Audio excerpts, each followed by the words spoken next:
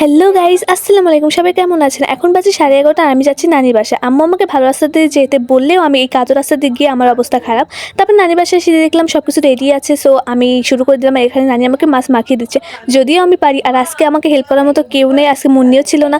তবুও আমি একা একা চেষ্টা করছিলাম। মাঝে মাঝে ভুল হচ্ছিল, ভাবতেছিলাম যে আমার সঠিকভাবে করতে পারবো কিনা, কিন্তু আলহামদুলিল্লাহ আমার আস্তে আস্তে সবকিছু কীভাবে এর আগে করেছি সেগুলো মনে করছিলাম আর করছিলাম। আর এখানে তরকারি হচ্ছে আর আমি এখানে।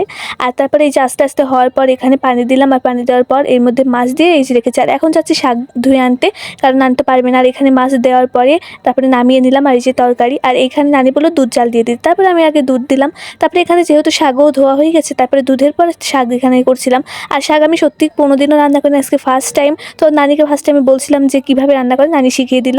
তারপরে এখানে ভাত তুলে দিয়েছি। আর নানি বললো যে অনেক ফেনা হচ্ছে, তার মধ্যে তেল দে। তো আমি বললাম তেল দিলে কী হয়? তার নানি বললো হ্যাঁ। তারপরে দেখলাম সত্যি এটা হলো। তারপরে এই কাজ শেষে আমি পাশে চলে যাচ্ছি।